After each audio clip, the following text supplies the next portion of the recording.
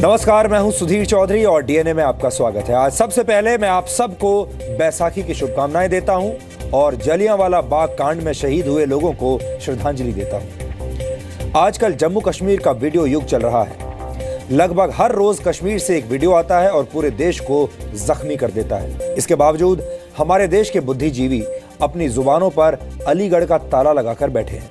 पत्थरबाज हमारे देश के सैनिकों को थप्पड़ मारते हैं, उनके हेलमेट को पैड से ठोकर मारते हैं, उन्हें बेइज्जत करते हैं, लेकिन पूरे देश में कोई उफ तक नहीं करता।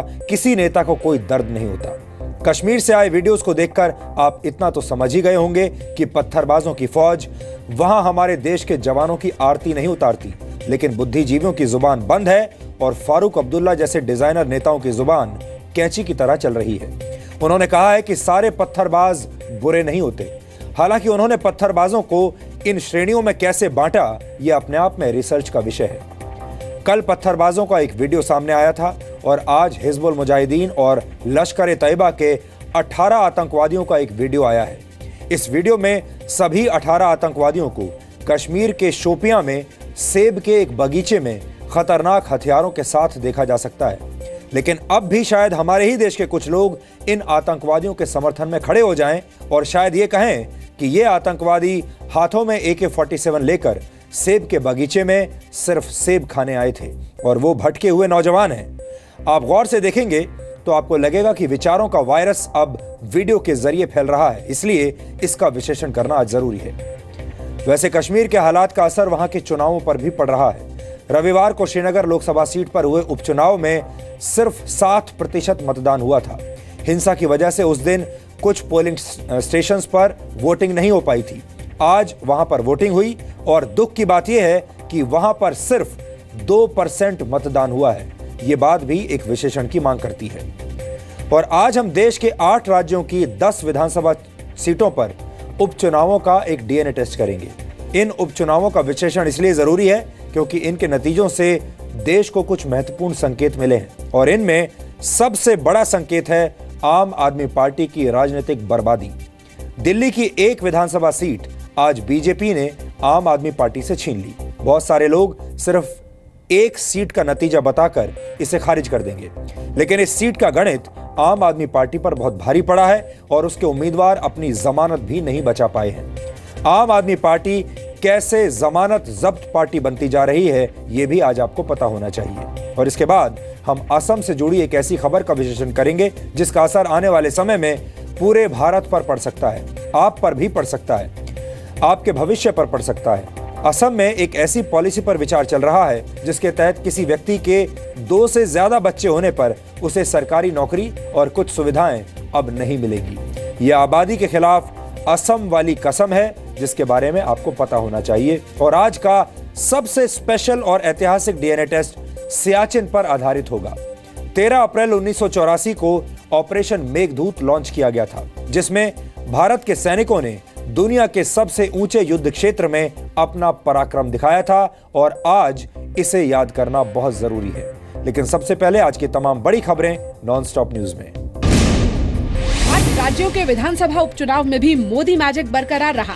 बीजेपी ने 10 में से 5 सीटों पर जीत हासिल की।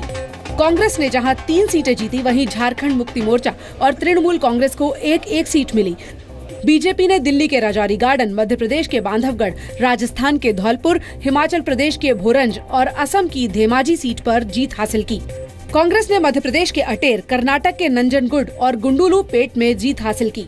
झारखंड मुक्ति मोर्चा ने झारखंड के लिट्टीपाड़ा में जीत को बरकरार रखा, जबकि तृणमूल कांग्रेस ने पश्चिम बंगाल के कांठी दक्षिण में जीत हासिल की। पश्चिम बंगाल के उपचुनाव में बीजेपी दूसरे नंबर की पार्टी बनी, जबकि सीपीआई और कांग्रेस के उम्मीदवार की जमानत जब्त हो गई। हम कई जगह चुनाव जीते हैं, लेकिन बंगाल के अंदर मुख्य विपक्षी दल के तौर पर भारतीय जनता पार्टी उभरी है और पूरी ताकत से बंगाल के अंदर जिस तरह कांग्रेस और कम्युनिस्ट भी हमसे पिछड़ गए हैं। पीएम मोदी ने उपचुनाव में जीत पर पार्टी के कार्यकर्ताओं को बधाई दी है। उन्होंने बीजेपी में भरोसा जताने के लिए लोगों का धन्यवाद किया। उपचुनाव में सबसे चौंकाने वाला नतीजा दिल्ली का रहा। जहां राजौरी गार्डन सीट पर आम आदमी पार्टी के उम्मीदवार की जमानत जब्त हो गई। बीजेपी के मनजिंदर सिंह सिरसा ने कांग्रेस की मीनाक्षी चंदेला को करीब 15,000 वोट से हराया। आम आदमी पार्टी के हरजीत सिंह तीसरे नंबर पर रहे। दिल्ली प्रदेश बीजेपी कोटि कोटि उनको धन्यवाद देती है और मुझे पूरा विश्वास है यही रिजल्ट, ये दिल्ली का मूड है और यही एमसीडी में भी होगा, ऐसा हमारा विश्वास है।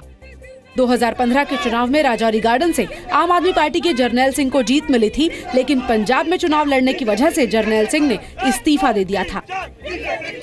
हमने काफी कोशिश की थी बात करने की, लोगों को समझाने की, लेकिन नतीजों से समझ में आ रहा है कि लोग माने नहीं, लोगों में नाराजगी कम नहीं हुई। तो अब कोई बात नहीं, ये तो उपचुनाव था, आगे के चुनाव के लिए हम तैयारी करेंगे। राजौरी गार्डन सीट का नतीजा एमसीडी चुनाव से ठीक 10 दिन पहले आया है। कांग्रेस नेता मनीष तिवारी ने ईवीएम को सही ठहराने वाले पंजाब के सीएम कैप्टन अमरिंदर सिंह के बयान पर सवाल उठाए हैं। 2010 की बात है और एक बार पहले 2001 में जब एक उपचुनाव हुआ था, उसके बाद वो खुद इस बात को प्रदर्शित कर रहे थे कि इलेक्ट्रॉनिक वोटिंग मशीन से कैसे गड़बड़ी की जा सकती है। कैप्टन अमरिंदर सिंह ने फिर कहा है कि ईवीएम में गड़बड़ी होती तो कांग्रेस पंजाब में नहीं जीतती। कर्नाटक उपचुनाव की दोनों सीटें जीतने के बाद मुख्यमंत्री सिद्धरमैया ने भी कहा कि इन विधानसभा क्षेत्रों में ईवीएम से छेड़छाड़ नहीं हुई। इससे पहले पूर्व केंद्रीय कानून मंत्री और वरिष्ठ कांग्रेस नेता वीरप्पा मोइली भी कह चुके हैं कि ईवीएम में गड़बड़ी के आरोप हार के बहाने तलाशने की तरह है। It is a duty on the part of the government of India and also the election commission to come clean and also to show to the and demonstrate to the people that it's a transparent arrangement and even as on today it cannot be manipulated. Uttar Pradesh निर्वाचन आयोग ने केंद्रीय चुनाव आयोग से कहा है कि उसके पास 2006 से पुरानी ईवीएम हैं, जिनसे चुनाव नहीं कराए जा सकते। जुलाई में होने वाले नगर निकाय के चुनावों को देखते हुए आयोग ने कहा है कि या तो उसे नई ईवीएम मुहैया कराई जाए या बैलेट पेपर से चुनाव कराने की इजाजत दी जाए। यूपी चुनाव में बड़ी हार के बाद बीएसपी अध्यक्ष मायावती ने ईवीएम में गड़बड़ी का आरोप लगाया था। यूपी के मुख्यमंत्री योगी आदित्यनाथ ने आज लखनऊ में एडवांस एम्बुलेंस सेवा की शुरुआत की। ये एम्बुलेंस सेवा एडवांस लाइफ सपोर्ट सिस्टम से लैस होगी। इस योजना में यूपी के 75 जिलों में 150 एडवांस लाइफ सपोर्ट एम्बुलेंस होंगी, यानी हर जिले में 2 एम्बुलेंस। एम्बुलेंस जरूरतमंदों तक सिर्फ 10 से 15 मिनट में पहुंचेगी। एम्बुलेंस को बुलाने के लिए 108 नंबर पर कॉल करना होगा। ये सेवा फ्री है, मरीजों से इसके लिए कोई चार्ज नहीं लिया जाएगा। इस प्रकार की सेवा अत्यंत महत्वपूर्ण भूमिका का निर्वाह कर सकती है एक जीवन को बचाने में, और यह कार्य तो हमारा स्वास्थ्य विभाग आज एक साथ कर रहा है कि हम हर जिले को तत्काल 2-2 लाइफ सपोर्ट एम्बुलेंस उपलब्ध करवा रहे हैं। आज बैसाखी के मौके पर योगी आदित्यनाथ ने लखनऊ के याहियागंज गुरुद्वारे में जाकर मत्था टेका। योगी ने कहा कि हमें आने वाली पीढ़ियों को त्याग और सेवा का संदेश देना चाहिए। पीएम नरेंद्र मोदी ने कहा है कि महिलाओं को पासपोर्ट के लिए शादी या तलाक का सर्टिफिकेट देने की जरूरत नहीं है। अब महिला को अपनी शादी का या तलाक का सर्टिफिकेट देना जरूरी नहीं होगा। ये उसकी इच्छा पर होगा कि वो पासपोर्ट में अपने पिता का नाम लिखवाए या फिर मां का। पीएम ने यह भी कहा कि अब महिलाओं को शादी के बाद पासपोर्ट पर अपना नाम चेंज कराने की भी जरूरत नहीं है। इंडियन मर्चेंट चेंबर की लेडीज विंग के गोल्डन जुबली सेलिब्रेशन में पीएम ने यह भी कहा कि सरकार ने अगले 2 साल में 5 करोड़ महिलाओं को उज्ज्वला स्कीम का फायदा देने का टारगेट रखा है। अभी सिर्फ 2 करोड़ महिलाएं ही इस स्कीम का फायदा उठा रही हैं। केंद्र सरकार ने कहा है कि पाकिस्तान में कुलभूषण जाधव इस वक्त कहां है और किस हालत में है, इसकी कोई जानकारी नहीं है। विदेश मंत्रालय ने कहा कि पाकिस्तान सरकार ने जाधव से मुलाकात कराने की भारतीय उच्चायोग की अपील पर अभी तक कोई जवाब नहीं दिया है। 13 रिक्वेस्ट 10 अप्रैल तक करी गई थी उनसे कॉन्सुलर एक्सेस के लिए, कॉन्सुल भेंट के लिए। We had made 13 requests but Pakistan had so far denied consular access to him. सरकार ने दोहराया कि जाधव की रिहाई के लिए वो किसी भी हद तक जा सकती है। External affairs minister Shrimati Sushma Swaraj ji का भी जो स्टेटमेंट था उसमें पूरी तरह से क्लैरिटी थी, कहीं पर कोई उसमें कंफ्यूजन नहीं था। सर कुछ और कुलभूषण जाधव को इंसाफ मिले, न्याय मिले, उसके लिए हम किसी भी हद तक जाए। कुलभूषण जाधव को पाकिस्तान में सजाए मौत सुनाने के खिलाफ मुंबई में जाधव के घर के बाहर ह्यूमन चेन बनाई गई। इस बीच पाकिस्तान के आर्मी चीफ कमर बाजवा ने कहा कि जाधव को लेकर भारत से कोई समझौता नहीं होगा। स्पेशल पीएमएलए कोर्ट ने विवादित उपदेशक जाकिर नायक के खिलाफ गैर जमानती वारंट जारी किया है। मनी लॉन्ड्रिंग मामले में ये वारंट ईडी की अर्जी के जवाब में जारी किया गया है। ईडी ने नायक के खिलाफ गैर जमानती वारंट जारी करने की मांग करते हुए कहा कि वो अब तक जांच में शामिल नहीं हुए हैं। जाकिर नायक को 4 बार समन जारी किया गया है, लेकिन वो हाजिर नहीं हुए। कोर्ट में they have rejected my application but they will pass an order अभी। ईडी की तरफ से special prevention of money laundering act यानी पीएमएलए के तहत जाकिर नायक को भारत लाने की तैयारी की जा रही है। ईडी ने पिछले महीने ही नायक की 18 करोड़ 37 लाख की संपत्ति जब्त की थी। कश्मीर में सीआरपीएफ जवानों से मारपीट के वीडियो की सरकार जांच कराएगी। वहीं सीआरपीएफ ने कहा है कि इस मामले में कानून के मुताबिक कार्रवाई होगी। जवानों को हौसला नहीं खोना चाहिए।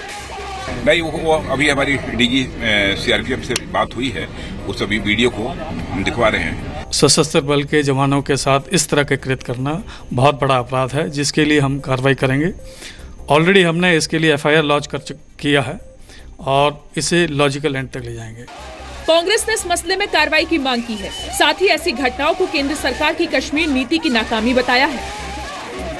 भारत सरकार को अपने आप को पूछना चाहिए कि जो सारी परिस्थिति है वो इस निष्कर्ष पर क्यों पहुंची।